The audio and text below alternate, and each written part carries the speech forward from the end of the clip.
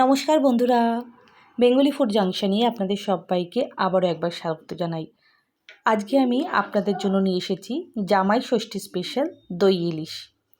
এই জামাই ষষ্ঠীতে আপনারা একবার এই রেসিপিটা ট্রাই করতে পারেন। আশা করি আপনাদের সবার ভালো লাগবে। আর ভালো লাগলে কিন্তু একটি লাইক, কমেন্ট ও শেয়ার করতে ভুলবেন না। আর আজকে যদি আপনারা প্রথম আমার চ্যানেল ভিজিট করেন আর যদি ভালো লেগে থাকে তাহলে চ্যানেলটি সাবস্ক্রাইব করে পাশে থাকা বেল বাটনটি চাপ দিয়ে দেবেন।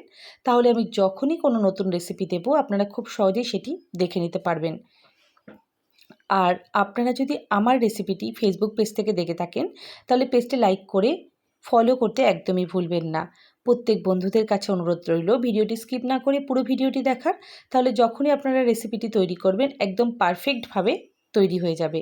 চলুন দেখে নিই আজকের এই স্পেশাল রেসিপি দই ইলিশ করতে কি কি নিতে হবে। এই দই ইলিশ কিন্তু স্বাদে একদম অসাধারণ। চলুন দেখে নেওয়া যাক। এখানে আমি নিয়ে নিয়েছি ইলিশ মাছ। ইলিশ মাছটা কিন্তু একটু ভালো ধরনের নিতে হবে। এরপর ম্যারিনেশনের জন্য আমি যেগুলো নিয়েছি সেগুলো হলো একটি বড় পাত্রে আমি নিয়েছি অনেকটা পরিমাণ পোস্ত বাটা। এখানে 4 চামচ মতো পোস্ত আমি শিলনোড়াতে বেটে নিয়েছি দইটি আমি ভালো করে ফেটিয়ে রেখেছিলাম। এর সাথে সাথে নিয়েছি আমি সর্ষে বাটা। এখানে আমি কালো সর্ষে নিয়েছি 3 চামচ মতো সর্ষে আমি বেটে নিয়েছিলাম। দিলাম সামান্য লবণ পরিমাণ মতো, যেটি আমাদের ইলিশ মাছের জন্য প্রয়োজন ততটুকুই। পরিমাণ মতো হলুদ। এরপরে দিয়েছি কাঁচা লঙ্কা বাটা। আমি 5 থেকে 6টা কাঁচা লঙ্কা বেটে রেখেছিলাম।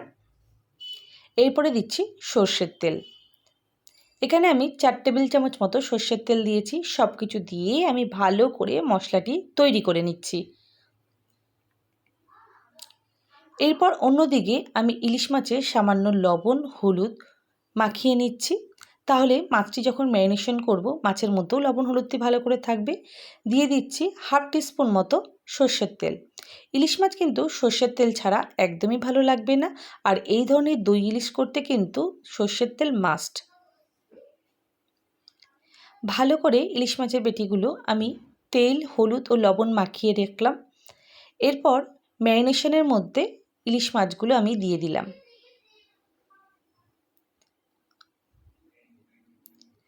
মাছগুলো দিয়ে আরও একবার ভালো করে মাছগুলো ম্যারিনেশনে ডুবিয়ে রাখলাম।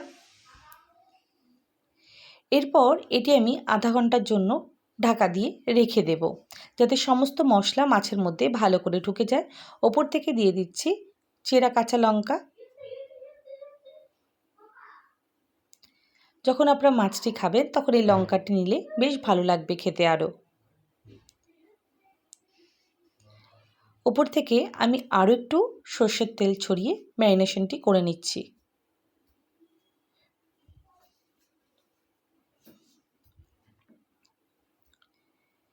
এটি ম্যারিনেশনের জন্য রেখে দিলাম। আধা ঘন্টা পর আমি একটি কড়াই নিয়ে তাতে সর্ষের তেল, কালো জিরে ও গোটা কাঁচা লঙ্কা ফোড়নের জন্য দিয়ে দিলাম। এরপর সুন্দর গন্ধ বেরিয়ে গেলে ম্যারিনেশন করা ইলিশ মাছটি আমি এর মধ্যে ঢেলে দেব।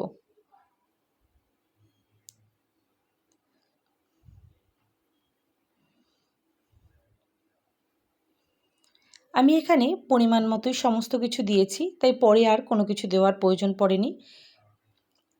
অল্প একটু জল দিয়ে এর মধ্যে দিয়ে দিলাম। এরপর একটু নাড়াচাড়া করে দিলাম। মিনিট 15 থেকে 20-র মধ্যে আমাদের দই ইলিশ পুরোপুরি রেডি হয়ে যাবে।